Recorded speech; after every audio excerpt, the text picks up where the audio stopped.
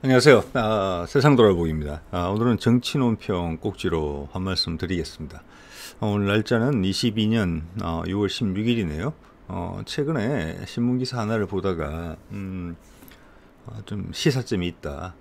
그래서 여러 가지 생각이 정리가 좀 되는 부분이 있었습니다.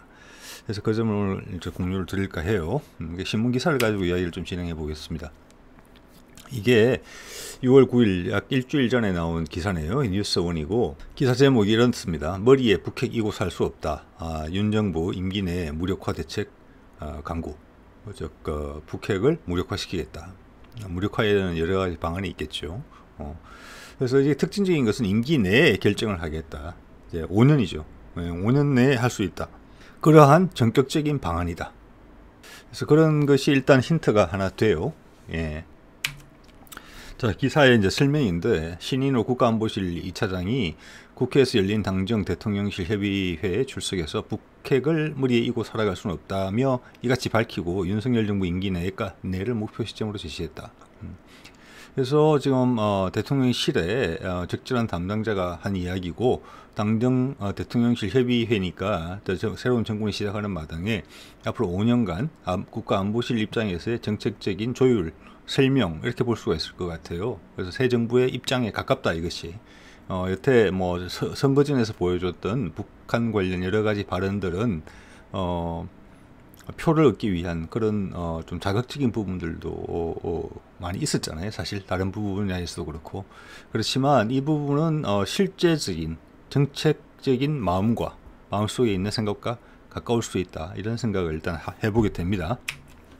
그러면서 기자는 이제 기존에 하고 있던 이제 삼축 체계에 대한 언급을 해요. 그래서 이거는 뭐 지난 정부에서도 이런 단어를 많이 쓰지 않았지만 이 내용에 해당하는 부분을 국방비를 뭐 대폭 증액하면서 많이 확충됐죠. 그래서 지금도 빠른 속도로 확충되고 있고 계획도 나와 있는 것이고 거기에 국내 방산 기업들도 크게 같이 이제 엮여 있기 때문에 새 정부에서 이 틀을 좀 바꾸기는 어려울 겁니다 아마. 그리고 뭐 더 빨리 한다든지 이런 부분도 좀 어려울 거예요. 지금도 거의 최대치로 하고 있는 것으로 보이거든요. 대신 이런 용어들은 지난 정부에서 잘 쓰지는 않았었죠. 그렇지만 내용은 같습니다. 그래서 무기 체계는 구축이 돼 있고 이 무기를 어떤 방법으로 쓰느냐 이건 뭐 차이가 있겠죠. 킬체인 한국형 미사일 방어 체계 대량 응징 보복돼 있고 킬체인이라는 것은 인공위성 등을 통해서 상대방이 우리한테 미사일을 쏠 낌새가 있을 때 선제 타격하는 것이 킬체인입니다. 그래서 정찰 자산이 중요한 거죠. 우리도 중고도 무인기도 준비가 돼 있고 초소형 인공위성도 준비가 차근차근 되어가고 있죠. 그리고 고체 연료 제한도 풀렸기 때문에 그리고 이제 탐지한 후에는 타격을 해야 되기 때문에 타격 체계도 필요한 것이고. 예. 자, 그 다음 뭐 KAMD 한국형 미사일 방어 체계 잘 아실 겁니다. 천궁, 뭐 사드, 패트리앗 뭐 이런 것들이죠. 예. 여기 덧붙여서 이제 최근에는 2030년을 목표로 한국형 아이언돔 상대방 장사정포를 요격하는 체계도 지금 개발을 시작했죠. 연구 개발 시작을 했고 LSM 같은 경우 사드급 미사일이죠. 천궁2가 패트리아급이라면 LSM은 사드급인데 그것도 아마 내년이나 내후년에 전력화가 될 겁니다. 준비가 다 됐습니다. 그것도 뭐 그런 이야기고 저기 미사일을 이제 우리가 킬체인으로 먼저 선제 타격을 하더라도 그 사이를 뚫고 들어오는 미처 놓친 부분이 있어서 그들이 우리한테 미사일을 날릴 경우 그걸 공중에서 요격하는 체계가 KAMD 한국형 미사일 방어 체계이고.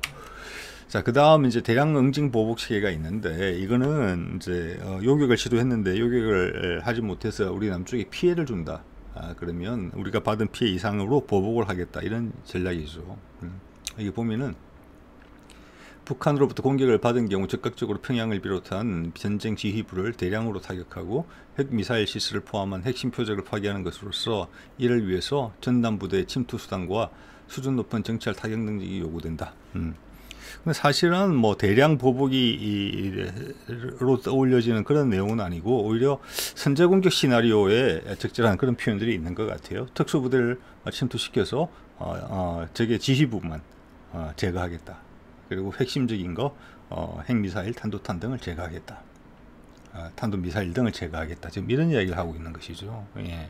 그래서 이게 선제공격 시나리오가 쭉 나왔는데 저는 선제공격의 실현 가능성 상당히 낮다고 봅니다. 선거 기간에는 이 말이 제법 분위기를 타고 많이 돌았지만 표심에도 영향을 주기도 했다고 봐요. 하지만 실제적으로 생각을 해보면 우리 남한만의 판단으로 선제 공격을 해서 성과를 낸다. 상당히 어렵습니다. 일단 그 점이 왜 어려운지를 오늘 주제를 이야기하는데도 약간 필요한 부분이기 때문에 잠깐 말씀을 드려볼게요. 자, 북한도 우리한테 참수부대를 보낸 적이 있죠. 1968년 1월 22일 1일 121 사태라고 보통 옛날에는 많이 이야기했었죠. 그때 이제 김신조가 이제 특작부대가 넘어왔죠. 그래서 청와대 뒷산까지 왔던 거 아닙니까? 박정희를 살해하러 왔던 것이죠. 그때 이제 북한의 인식은 그랬던 것 같아요. 1968년이면 북한이 경제적, 군사적으로 우리보다 남한보다 우위에 있을 때예요. 그래서 남한 인민들은 미 제국주의자들의 침탈에 신음하고 있고 고통받으면서 그 이제 한나라로 돌아가겠다는 열망, 이 침탈에서 좀 벗어나고 싶다는 이런 욕구들이 이제 꼭두각시인 독재 정권 때문에 그게 표출이 안 되고 있다. 그래서 그 독재 정권만 제거를 하면은 자연스럽게 남한이 우리한테 손을 벌리면서 올 것이다. 이것이 북한의 생각이었던 것 같아요. 그래서 어떻게 보면 그런 시나리오가 맞아떨어진다면 가장 피해가 적은 방법으로 남북통일을 이룰 수 있는 방안이었기 때문에 그들이 그렇게 했으리라고 저는 생각을 합니다. 그런데 우리가 선제 공격을 한다고 했을 때는 이런 마음을 이번에는 우리 측에서 먹는 거거든요. 예. 근데 그게 그럴까? 저는 상당히 가능성이 낮다고 봅니다. 북한은 일단 핵을 가지고 있죠. 그래서 북한 지도부를 살해하려고 하면은 그 사람들이 가장 먼저 찾는 게 아마 핵 미사일 버튼일 겁니다. 남한을 향하는 거. 항상 준비되어 있겠죠. 예. 그러면 북한 지도부와 핵을 동시에 제거를 해야 돼요. 그 지도부도 한 명이 아닐 거예요. 예. 그 단 한 명만이 미사일 발사 명령을 낼 수 있는 게 아니라 유고시에는 이게 쭉 이어지는 게 있을 거거든요. 비상연락망이.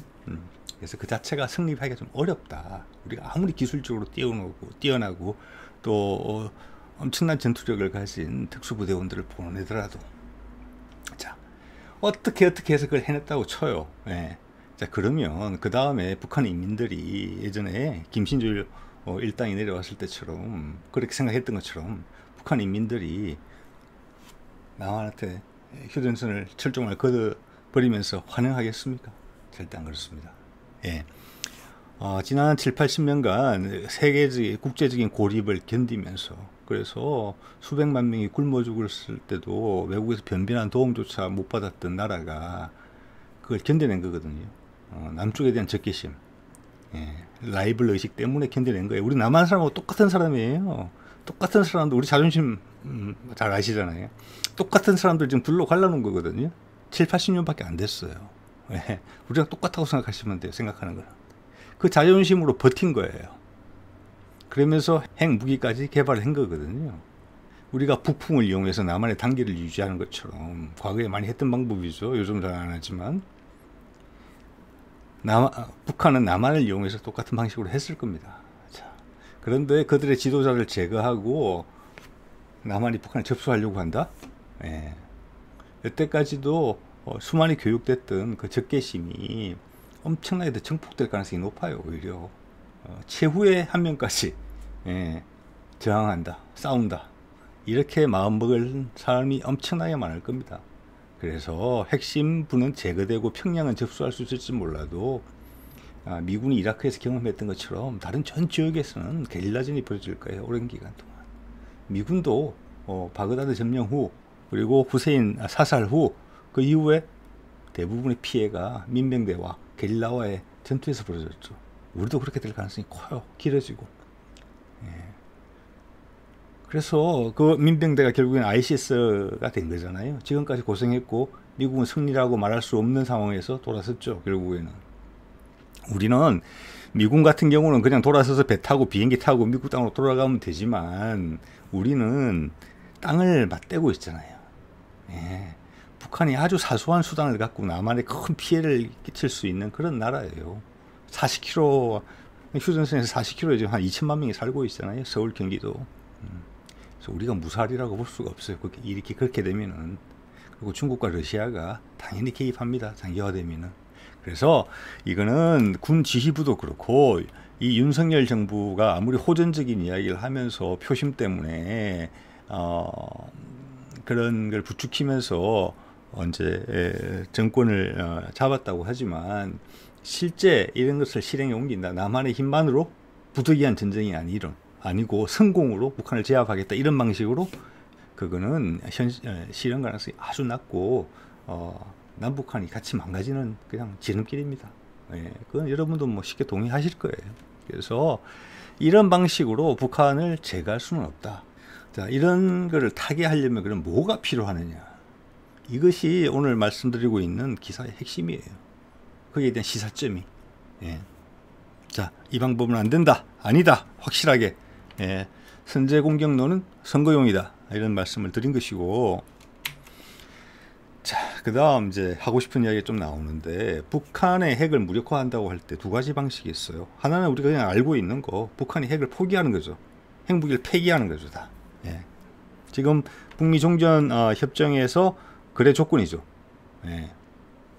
그래서 여기 기사의 내용을 보면은 필요시 미군의 핵 전략 자산을 한반도에 전개하는 계획이다. 북핵 무력화 방안의 일환으로 추진될 전망이다. 이거는 엄청나게 비현실적인 생각이에요.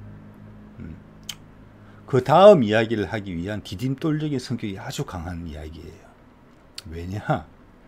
여러분 생각해 보십시오. 중국과 미국과의 관계를 우리가 사드를 배치했는데 사드는 지대공 요격 미사일이란 말이에요. 상대방을 뭐 타격하는 탄도탄 미사일이 아니에요. 그리고 먼 거리를 볼 수 있는 레이더.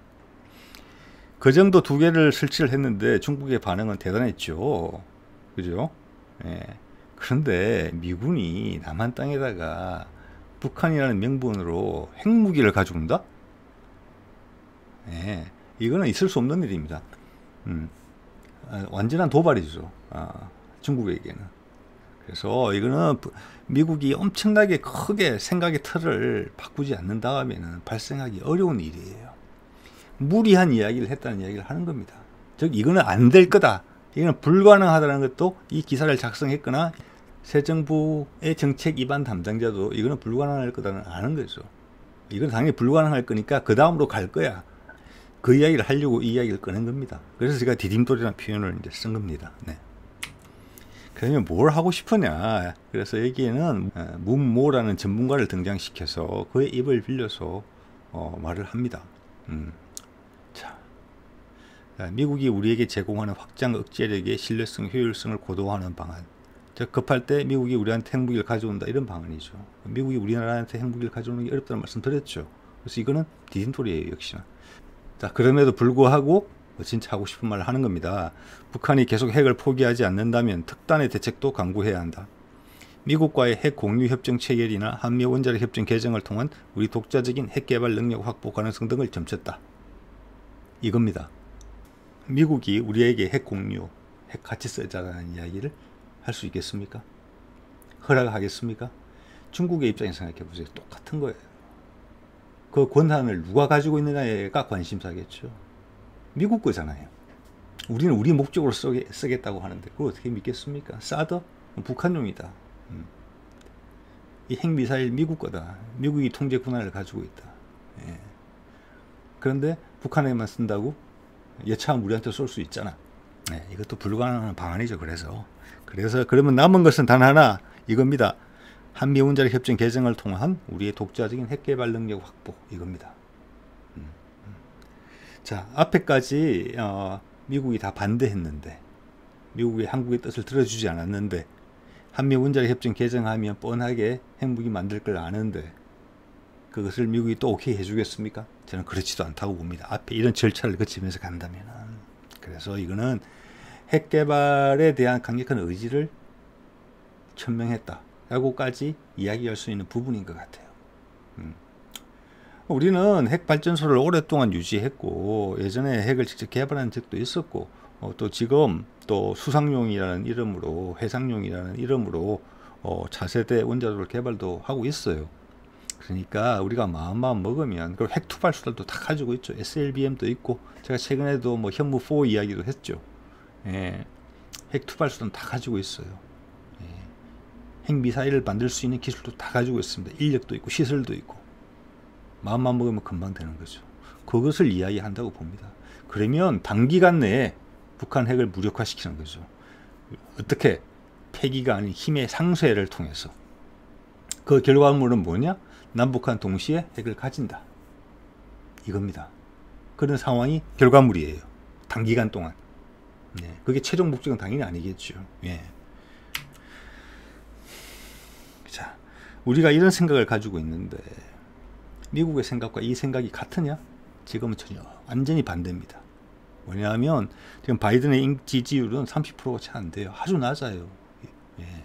취임한 지 1년 조금 넘었는데 역대급 역대급 낮은 지지율일 거예요 아마. 자, 그리고 금년 11월 8일에 이번 가을이죠. 미국 중간 선거가 있어요. 예. 그래서 민주당이 지금 다수당이긴 해요. 전체 450석 중에 10석을 앞서 있어요. 그렇지만 지금 바이든의 이런 지지율을 가지고는 소수당으로 전락할 위기가 커요. 그럼 바이든은 뭐냐면은 갑자기 레임덕에 빠지는 거예요. 재선은 고사하고. 바이든이 꿈에서도 만나기 싫은 상황인 것이죠. 예, 그걸 반전시키기 위해서 최선을 다하려고 노력할 거예요. 그래서 문제가 심각하죠 지금. 예, 미국의 문제가 시작된 지는 오래됐어요. 그래서 상당히 극우적인 성향을 가진 트럼프를 대통령으로 뽑았다가 너무 지나치니까 다시 바이든을 뽑았는데 미국 전체가 힘들어진 거. 코로나로 계속 또 힘들어지고 있죠. 물가도 엄청나게 오르고 있죠. 예, 그러면 당연히 대통령 욕을 하게 돼 있습니다. 바이든은 상대적으로 트럼프보다는 현실적인 판단을 내리고 있어요. 미국을 위해서. 국민들은 그걸 모르죠. 예, 어려우니까 살기가. 그래서 그 모든 걸 타파할 수 있는 전환점이 필요한 것이죠. 러시아 우크라이나 전쟁도 너무 길어지고 있어요. 그래서 이제는 피로감이 너무 쌓였어요. 유럽의 국가들도 싫어해요. 겉으로는 도와주지만. 예. 미국도 얻는 정치적 이득이 없어요. 이제는 손해만 나요. 러시아하고 관계가 악화되니까 당장 중국하고 러시아가 가까워지잖아요. 예. 또 그런 긴장관계를 조성하는 과정에서 북한과의 종전협정 거의 사인 전 단계까지 도달했던 작년 12월에서 마지막 순간에 미국이 발을 뺐지요. 그래서 북한은 트럼프에 이어서 2번 연속 우리를 물먹인다. 그래서 흥분했죠. 몇 년 동안 참아왔던 탄도탄, ICBM 발사, 그리고 핵미사일 실험, 재개 이런 초강수를 꺼내들어서 금년 들어서 벌써 16번, 17번째 탄도탄 미사일을 쏘고 있죠. 협상으로 복귀하라. 안 그러면 우리가 무서운 맛을 보여주겠다. 뭐가 미국에 더 유리하냐. 대답해라. 뭐 이렇게 하고 있는 거잖아요. 예. 북한의 미사일 발사는 미국과 훨씬 큰 상관이 있습니다. 예. 그래서 북한이 미사일을 협상 중일 때는 미사일 쏘지 않습니다. 협상의 기본 자세가 그거니까요. 전제 조건이. 자, 그래서 그 모든 걸 타개할 수 있는 방안으로서 지금 북미 종전선언이 대두되고 있는 거예요. 바이든의 마음속에 아주 진지하게. 예. 이걸 통해서 러시아하고 화해할 수 있는 계기를 만들 수 있어요. 왜냐하면 남북의 소통이 되면 한반도가 출구가 열리게 되면 러시아는 엄청나게 그걸 기대하고 있어요. 러시아가 그 기대를 하면 프랑스와 독일이 같이 기대를 해요. 그게 같이 따라오니까. 예. 러시아 입장에서는 중국만 피해가면 돼요. 중국은 거기서 소외될 거예요. 중국 사이를 떼어놔야 되죠. 러시아도 중국은 불편해해요. 상황이 이러니까 같이 친하게 지낼 수밖에 없어서 지내는 거지. 기본적으로 서로 불편해합니다. 그래서 저쪽 대서양 이난에서부터 이쪽 한반도까지가 다 즐거워하는 거예요. 그 전 과정이 엄청나게 큰 경제적인 혜택이죠. 왜냐하면 그게 일단 크잖아요. 코로나 때문에 그 풀린 돈의 가치가 무너지고 있는 상황인데 그 돈의 가치를 살려주는 것은 뭡니까? 새로운 투자처를 찾아주는 거잖아요. 그렇게 되면 러시아하고 자연스럽게 화해할 수 있고 중국을 더 고립시킬 수 있어요. 그리고 무엇보다 미국의 가장 큰 위협인 북한 핵이 제거되잖아요. 당연히 북한은 반대급부로서 경제 제재에서 풀려나고 미국과 국교를 맺고 세계 시장에 나올 수 있고 세계 투자를 받아들일 수 있게 되는 겁니다. 그러면 남북이 소통이 되는 거죠. 네. 그게 지난번 정부에서 제안했던 안이고 미국과 북한 사이에 두 대통령에 걸쳐서 다리를 놨던 것이고 공화당의 트럼프가 시도했던 것을 거기에 반대하는 바이든도 그 정책만큼은 대북 정책만큼은 성계가 됐죠. 그런데 그 사이에 무슨 일이 벌어졌어요? 남한의 정권이 바뀌었는데 이전 정부의 대북 정책을 성계하지 않고 있는 것입니다. 그래서 이런 문제가 발생을 한 것이죠. 네. 그리고 이제 얼마 전에도 말씀드렸지만 전 정부의 청와대 안보실장이었던 서훈이 북한 통행은 다 아실 겁니다. 지금 미국으로 가 있는 걸로 파악이 되고 있죠. 그래서 북미 종전 협상하고 상관이 있을 거라는 예측이 있는 것이죠. 충분히 가능성이 있는 상황이죠. 이 봤을 때. 이렇기 때문에 윤 정부가 출범하면서부터 미국과는 관계는 아주 까칠까칠한 겁니다. 지금. 네. 자, 오늘 드린 말씀을 정리를 이렇게 해보면은 지금 새로 출범한 정부가 남한 핵 무장을 시도하는 할 가능성이 높다고 보여요. 그렇게 해야만 5년 만에 북핵을 무력화시킬 수 있거든요. 상쇄화시킨다. 그러면 북한은 핵을 유지할 수밖에 없어요. 맞죠? 네, 남한이 이제 핵을 가지니까. 네. 북한도 알아요. 남한이 마음만 먹으면 언제든지 핵을 가질 수 있다는 것을. 그럼 북한은 핵을 더 많이 만들겠죠. 유지에 덧붙여서. 그렇게 되면은 미국에 대한 위협이 없어지지 않는 것입니다. 미국의 남한 때문에 남한의 핵무장은 미국에 대한 위협을 계속 유지시키는 결과를 초래해요. 네. 그러면서 새로운 정부의 대북 전략은 이거죠. 우리가 핵 전력을 균형을 맞춰놓으면 나머지 경제력이라는 부분에서 북한은 우리한테 발끝에서 못 쫓아온다. 과거에 미국과 소련 시절에 1970년대 80년대 양쪽이 전 세계를 몇 번 멸망시키고 남을 핵폭탄을 갖고 있었죠. 하지만 그들이 핵폭탄으로 소련이 멸망했습니까? 아닙니다. 체제 경쟁에서 져서 멸망한 거예요. 그래서 윤석열 정부의 생각은 그런 거죠. 우리가 핵무기를 가져서 양쪽을 균형을 맞춰놓으면 북한은 그냥 무너진다. 이렇게 보는 시각을 가지고 있는 것 같아요. 예. 충분히 가능성이 있는 이야기죠. 예. 그런데 우리 한반도에 가장 큰 영향을 미치는 외세가 어디입니까? 미국이죠. 현재 미국의 입장이 그 입장과 반대되는 거예요. 정반대에 있는 거예요. 예. 미국은 북한의 핵을 없애고 싶어요. 이미 핵 보유국이 됐기 때문에 핵 보유국 이전에 핵무기를 개발하려고 했을 때는 공격하려고 했겠죠. 그렇지만 미국의 전통적인 방식을 봤을 때는 일단 핵 보유국이 되면은 가장 위험을 최소화하는 방안으로 접근합니다. 협상을 하는 것이죠. 지난해 말에 거의 될 뻔했고 지금 거기 다시 불붙을 가능성이 높은 여건이 조성되어 있다는 말씀을 제가 드린 거죠. 그렇기 때문에 이 방식은 윤석열 정부의 이 방식, 제가 오늘 추정하는 이 방식은 미국의 이해와 반대측에 있어요.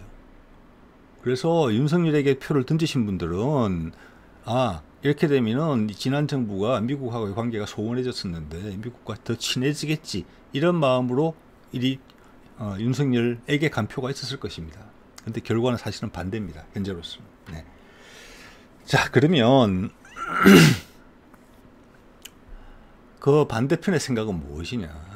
한반도 비핵화, 한반도 평화 프로세스 이런 말씀 많이 들어보셨을 겁니다. 네. 자, 한반도 비핵화가 유지돼야지 북한이 핵 폐기할 수 있는 여건이 됩니다. 여지가 있는 것입니다. 반대의 경우죠. 네. 그래서 지난 정부에서 모든 것을 다 개발해 놓고도 핵무기만큼은 개발 안 하고 있었던 겁니다.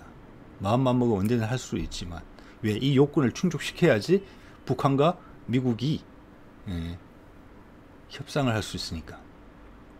그래서 전 세계 어느 나라를 가더라도 한반도 비핵화, 한반도 비핵화 뻐꾸기 실험 이야기를 하고 다녔던 겁니다. 그러면 북한의 핵 폐기가 여지가 있고 미국과의 협상의 여지가 있고 미국은 북한과의 협상을 통해서 큰 실험을 하나 들을 수 있는 부분이 있고 그게 장기적으로 남한에 더 유리하다, 한반도에 더 유리하다라고 하는 판단이 있는 것입니다. 자, 그럼 두 국가 체계가 되겠죠, 남북 간에. 왜냐하면 북한이 미국과 수교를 할 것이니까. 그러면 우리는 북한을 이웃 국가로 보면서 남북 교류 상호 협력이 되겠죠. 그러다 보면 통일이 될 것이다, 자연스럽게. 이것이 그 다른 방향입니다. 약간의 아이러니, 약간의 모순이 있죠. 그렇지만 그것이 제가 보는 현재 상황입니다. 윤석열 정부가 출범하고 이후에는 언론에서 종전선언 이라는 표현을 본 적이 없는 것 같아요. 그만큼 뜨거운 감자입니다. 이것은 지금. 그래서 오늘 제 말씀을 들으시고 왜 그런가에 대해서 어느 정도 느낌이 오셨다면은 시간 투자하셔서 동영상 들은 값이 됐다고 그렇게 생각합니다. 그리고 이런 정리에 대해서 우리 주변의 국가들이 어떻게 생각할지도 한번 생각해 보세요. 중국의 입장, 러시아의 입장, 일본의 입장, 미국의 입장은 이미 말씀을 드렸지요. 그래서 지금 몇 개월 내에 이런 방향에 대해서 결정이 될 것 같고 서로 양쪽의 카드를 지금 알고 있는 상황이에요. 그래서 엄청나게 긴박하게 지금 돌아가고 있고 특히 북미 간의 종전협정이 체결이 된다 그러면은 윤석열 정부의 핵심 지지 기반이 흔들리게 되는 거예요. 큰 타격 요인이 되겠죠. 그래서 북미 종전선언이 지금 분위기를 타고 있는 분위기를 본격적으로 타고 있을 수가 있는데 그 과정에서 양쪽 세력들이 크게 부딪힐 수가 있어요. 그리고 그것의 가운데 징검다리 역할을 하고 있을 것으로 짐작이 되는 이전 대통령 세력에 대한 어떤 압박 이런 것도 빠른 시간 내에 가시화될 수도 있어요. 미국의 손을 묶으려고 하니까요. 그래서 제가 최근에 서훈이 미국을 간다 하니까 박진이 따라갔다라는 취지로 동영상을 하나 만들어 올린 적도 있습니다. 그래서 지금 우리 앞으로 이번 여름은 상당히 긴박하고 살벌한 그런 여름이 되겠다. 초조한 식은땀이 나는 그런 여름이 되겠다. 이런 예측을 해보게 됩니다. 네, 오늘 여기까지 하겠습니다.